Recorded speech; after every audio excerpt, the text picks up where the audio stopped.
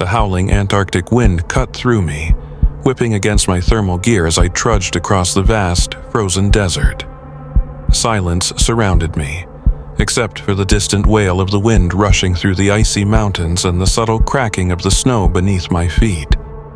The isolation was absolute, as if I had stepped onto another planet. I was here because a transmission from the future had led me to this point.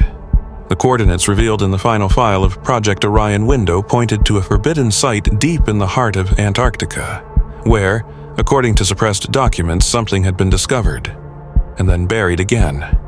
A civilization predating our own. Perhaps the only one that ever survived the collapse. Behind me, the helicopter that had dropped me off was already vanishing beyond the horizon. I was alone. Before me, half buried in ice, stood the abandoned remains of a long-forgotten research station. I ran my gloved hand over the rusted door and pushed. The metal groaned as it swung open, the sound echoing through the emptiness. A strange feeling crept over me. I wasn't the first to come here searching for answers, but I might be the last. The research station was frozen in time. Dust-covered computers, scattered files, shattered cameras. Someone had tried to shut everything down in a hurry. The air was heavy, thick with abandonment and desperation. I searched through the files. Most were damaged, but I managed to decipher some of the scientists' notes left behind.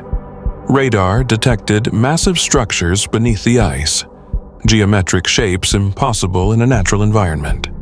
Our equipment is failing. Some readings indicate radiation, but not of terrestrial origin. We are not the first to find this. We are only the first to dig too deep. My heartbeat quickened. Among the scattered documents, I found a hand-drawn map marking an underground entrance a few kilometers away. I didn't hesitate. I grabbed my gear and set out into the unknown. The journey to the marked location was brutal. The wind howled louder, turning every step into a battle. My boots sank into the ice, and the extreme cold gnawed at my muscles. It felt like the very environment was resisting my presence. The absolute silence, the endless white landscape. Antarctica wasn't just desolate, it was timeless, lifeless. It felt like I was stepping into a graveyard for something far older than humanity itself. With every meter I advanced, the anxiety tightened in my chest. Who else had tried to reach this place? How many scientists had vanished without a trace? The answer could be buried beneath my feet. It took me nearly an hour to find the entrance. A fissure in the ice, a deep, gaping hole leading into a subterranean chamber. I descended carefully, my boots crunching against compacted snow until I reached smooth stone beneath my feet. And then, I saw it. Rising from the depths of the ice was a monumental structure, a vast expanse of colossal pillars covered in symbols and carvings that belonged to no known civilization. It was a city fossilized in time, untouched for millennia. But one detail sent a chill through me. The symbols were identical to those I had seen in the recordings from Area 51. That meant the scientists from Project Orion Window already knew about this place. Had they discovered these ruins before their experiment? Or worse, had what they saw in the future led them here? I ventured deeper, through towering corridors and empty halls, their silence almost suffocating. On the walls, hastily scribbled notes from previous explorers. The symbols are maps of time. They predict cycles of destruction. They knew, and they tried to warn us. The inscriptions detailed past cataclysms and how ancient civilizations had tried to warn their descendants, but history had ignored them. Again and again, the cycle was repeating. At the center of the structure, I found a device. It wasn't made of stone or any terrestrial metal.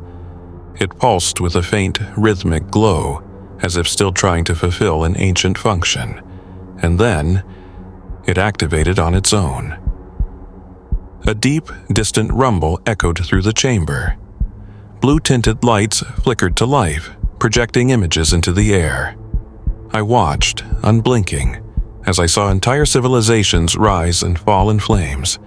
Advanced societies, ones I'd never seen or read about, each meeting the same fate, extinction. Then a voice emerged. It wasn't human, cold, distorted, ancient. You repeat the mistakes, the cycle never changes, the future cannot be saved, only endured. A chill washed over me. We're not experiencing something new. Our civilization is not the first to face this collapse. What the Area 51 scientists saw in the future had already happened before, many times. And each civilization before us had tried to change their fate. They all failed. As I struggled to process what I had seen, I noticed a crucial detail. Among the symbols carved into the walls, one pattern stood out. A sequence that hinted at a repeating cycle in time. Every tens of thousands of years, a catastrophic event occurred. But the ruins revealed something unexpected. Some civilizations had survived, even if only in fragments. The key wasn't to prevent the collapse, it was to ensure that something endured after it. Then, a chilling realization struck me. These ruins weren't just records of the past, they were a survival capsule. The civilizations before us had left their knowledge behind, passing it forward to those who would come after. The cycle always happened, but the survivors tried to restart civilization. And now, that responsibility was in our hands. If we could learn from these records, we might still have a chance. Not to stop the collapse, but to ensure that humanity continues in some form. Maybe the answer doesn't lie in the future, but in the past. Perhaps the real secret has always been hidden in the myths of ancient civilizations, the legends of forgotten ages. As I climbed back to the surface, the wind seemed heavier, as if it carried the weight of everything I had just learned. I had more questions than answers, but one thing was clear. One day, another civilization would find these ruins. They would uncover our traces. They would try to escape their own fate, and the cycle would continue. Through the swirling snowstorm, a final transmission crackled through my communicator. A robotic voice, cold, distant, almost a whisper from time itself. If you're hearing this, then it's already too late.